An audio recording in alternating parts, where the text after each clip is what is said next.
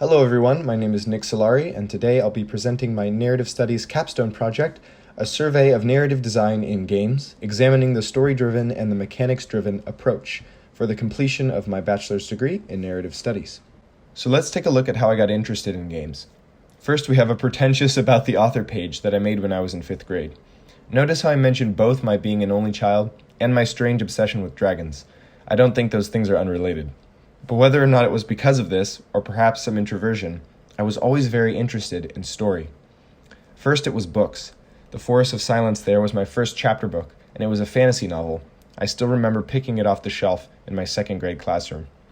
Then it was graphic novels that enthralled me. Something about how they juxtaposed the written word with the image allowed the story to affect me through more of my senses.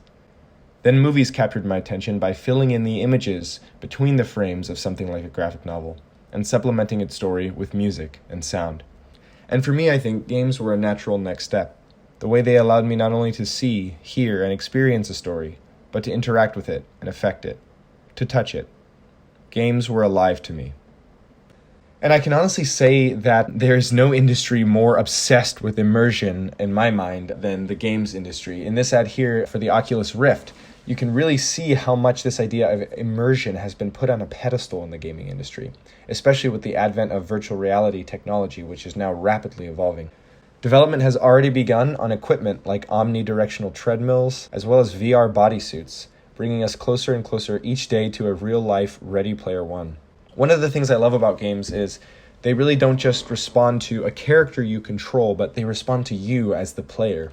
When you look at player characters in a game, you have everything on the spectrum from something like Pac-Man to a fully fleshed out character like Joel here from The Last of Us. This speaks to the idea of the empty vessel. It's really this concept that the player must contribute some aspect of him or herself to fill in the game and make it complete, regardless of how fleshed out the player character may be. So with someone like Pac-Man, the player is really filling in everything. Who is Pac-Man? What's Pac-Man's backstory, identity, motivation? The game doesn't really tell you any of it.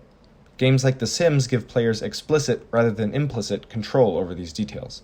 This opens up many possible characters for the player to inhabit. They could create an identical version of themselves, or perhaps an ideal version, a role model or a celebrity, or someone like this blue woman, hopefully completely unrecognizable. And then there's games like The Last of Us where, for a majority of it at least, you're playing as one character who has all their details fleshed out. They have a backstory, they have a history, they have a specific type of appearance. But even in that case, there's still this idea to some extent of the empty vessel, the idea that because it's a game, because it's interactive, you as the player have to bring something to the main character in order to make them complete.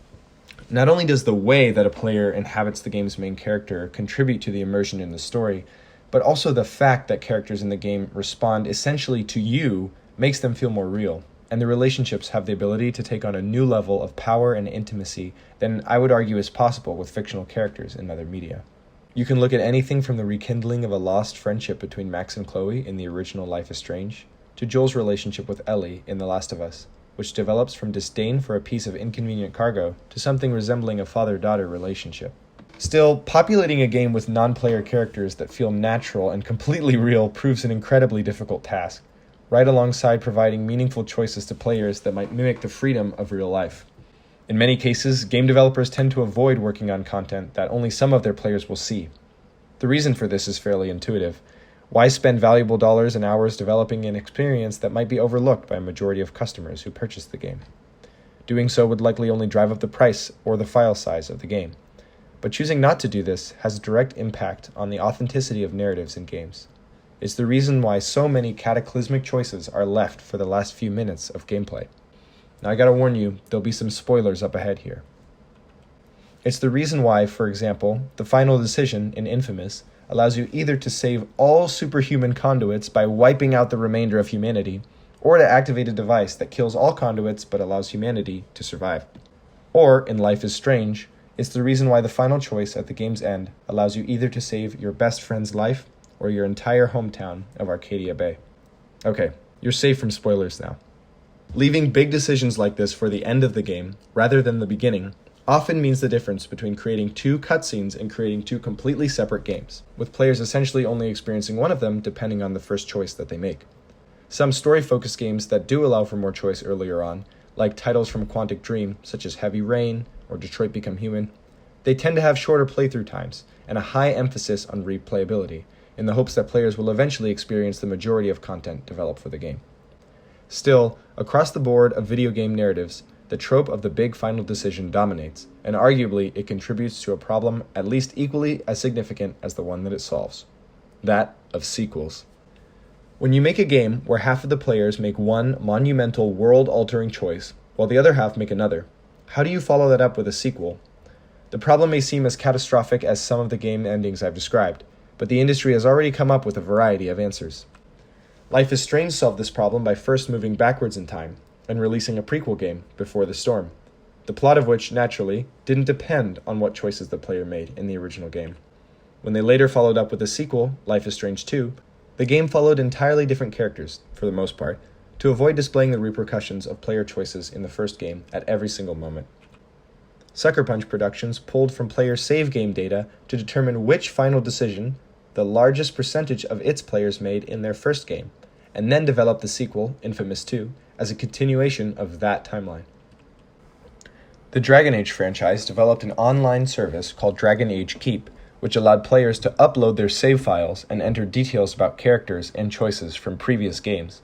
When players synced future Dragon Age games with these online services, they found little references to their past choices scattered throughout the new lands that later games explored. But at this point, none of these approaches have become a universal standard, and game makers continually attempt to come up with strategies for responding to players in satisfying ways. When I discussed this problem of meaningful choice in games in an interview with Richard Lamarchand, a professor of interactive media and game design at USC School of Cinematic Arts and former lead designer for the first 3 games in the critically acclaimed Uncharted series, he made reference to the string of pearls concept in game writing. Like a necklace, which might branch out into a couple threads and then return to one, some games attempt to balance the experience of meaningful choice with practical game development by allowing players to make choices which lead, regardless, to the same eventual outcomes. Here I've mapped out an example of what the string of pearls concept might look like when applied to a game about invading North American colonies during the time of Paul Revere. As you'll notice, some pearls, which are really scenes or events, are dependent upon the choices which the player makes. Others are seen by all players regardless. This attempts to minimize the amount of wasted content while maximizing the sensation of meaningful choice for the player. Clever as it may seem, when not executed skillfully, it's easy for players to see through this illusion of choice, especially since they're often comfortable with saving and reloading their games in order to experiment with different choices. To make matters worse, unsatisfying choices are often more memorable and color a player's experience of an entire game. I still remember how disappointed I was when presented with the apparent choice of whether or not to meet Delilah at the end of Firewatch, who had been my only companion over a walkie-talkie for the entire game. In reality, even if you ask her to wait up for you, she just leaves anyway, which meant the developers never had to build her character model into the game at all. The Stanley Parable, an incredibly meta video game about video games, critically examines the complicated relationship between game makers and players, specifically around this issue of choice. It pits the office worker player character against a morally ambiguous, omniscient narrator, and responds to the player based on whether or not they obey their narrated instructions, encapsulating the problems and patchwork solutions of fabricating apparent meaningful choice in interactive media. Let's take a look here at this clip that illustrates just that. Eager to get back to business, Stanley took the first open door on his left.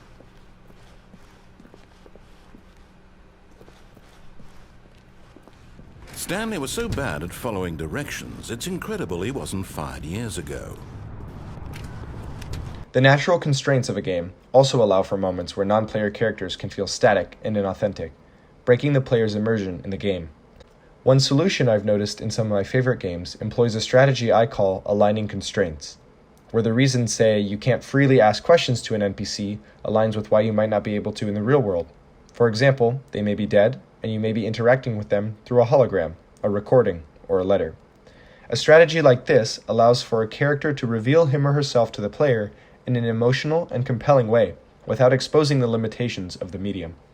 After examining some of the problems, it's clear a lot can go wrong in developing a story for a game. As a result, some, like this writer for The Atlantic, suggest games would do well to simply do without them, writing that video games are better without stories.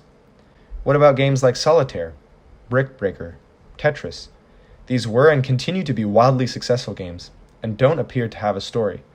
If these games have stories at all, it's the ones we tell each other when the game is over. The one time we actually won a game of solitaire without cheating, or the game where we got 10 of those pesky L shapes in a row. This is where USC's IMGD chair and former EA and THQ senior executive, Professor Danny Bilson, makes a distinction between scripted and emergent storytelling. In his co-taught class on character development and storytelling for games, he defines scripted storytelling as the process of planning and designing a pre-written story for the player to experience, while emergent storytelling, a subject which interests him more, refers to those player-driven narratives which rise from their experiences as they interact with different gameplay subsystems within the game. Many of these moments of emergent storytelling can be equally, if not more memorable, in the minds of players. Still, many games which attempt to limit themselves solely to the emergent realm find it challenging to avoid story. Even a game like Minesweeper has a beginning, a middle, and an end. Pac-Man has a protagonist, antagonist, and a setting, the neon Mobius strip arcade world. Part of why it's so hard to get away from narrative in games is because elements of story are incredibly effective at enhancing gameplay for players. Co-teaching character development and storytelling for games with Professor Bilson, Marianne Krozik, the BAFTA award-winning lead writer for the first 3 God of War games, breaks down the contributions of narrative to games into 4 categories: context, meaning, catharsis, and emotional connection. Context provides players with an immediate answer to the question of why they're doing what they're doing. Take Space Invaders. Don't just move the joystick and smash buttons to get the points and win. Instead, fly your starship, shoot, and defend humanity from an alien invasion. Isn't that way more exciting? Meaning addresses the same question, but on a deeper level. It's the answer to the "why should I care" question that writers with any experience in a workshop are so familiar with. Convincing players of real and personal stakes, like when Cole's girlfriend Trish's life is on the line during an early boss battle in Infamous, helps to increase player investment in a game, and provides an extra layer of satisfaction to the win condition. Catharsis refers to the power of games to, like other mediums, leave a lasting impact on their audiences, or bring about a change of heart. To see this at work, one need look no further than games like USC's very own Plasticity, a puzzle platformer which carries with it a call for environmental protection and advocacy. And lastly, game stories also possess the power to create an emotional connection. Anyone who's ever laughed or cried at a song, musical, play, or film can rest assured that the right game would pull at those exact same heartstrings. At times, these are the reasons we turn to creative media, because we need a good laugh, or a good cry. And on the tears front, I can confidently recommend Life is Strange or The Last of Us. It's hard to go either wrong or dry-eyed with those. The effectiveness of story in games accounts for the abundance of games which tout story as their selling point, as well as the numerous narrative awards that highlight achievements in writing every year. There are many games, however, where story takes a bit of a back seat. While narrative content still exists, perhaps in a subtle or supplemental form, other games sell on the basis of their gameplay features, like a popular and engaging competitive multiplayer arena.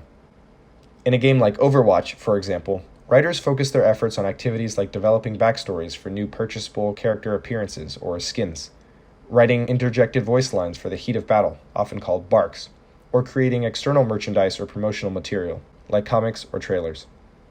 In my own time at USC, I've had the opportunity to work on games that fit within the story-driven and mechanics-driven categories. Work on my first advanced games project aligned with my expectations for the role of a writer on a game development team. The project was called Ascension VR, and it was an investigative narrative experience in virtual reality where players could interview characters and manipulate time to try and discover what goes wrong on an important space mission, and decide whether or not to intervene. The players would actually speak into a microphone, and we used IBM's Watson to translate the words they said into signals that characters in the game could understand and respond to. When I started off, I spent a lot of time working on character backgrounds, and then on scripting and dialogue. By the end, I was advising our director on story structure and specific plot points. But working on a new project this past year has been incredibly different, despite wading through familiar territory as a narrative lead.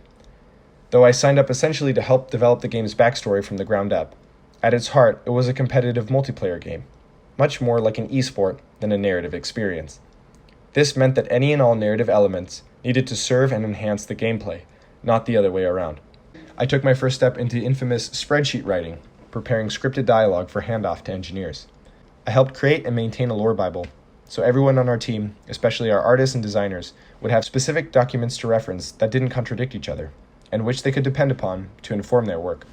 As a lead, I also managed a team of other writers, passing down many of the writing exercises that I learned from my first project to inspire their creativity and focus their work on needed areas. Some of the most fun I had came from working with actors. There's nothing quite like sharing a character you've created with someone who has the power to bring that character to life, enhancing them with their own interpretations and experiences.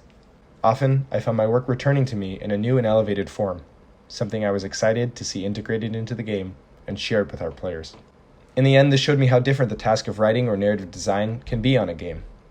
Even if nearly every game demands some attention to be paid to story, that attention may look incredibly different in every case. Perhaps this helps to explain the lack of formal training programs or industry standardization in the job market. But in spite of this, opportunities are growing as the demand for quality narratives in games continues to explode. And that's something I get excited about. It's a good time for writers who want to learn how to supplement games with new and interesting stories, which means it's a good time for people like me. And if you enjoy a good story, all that means for you is this is a really good time to be a gamer. Thanks for tuning in to my Narrative Studies Capstone presentation.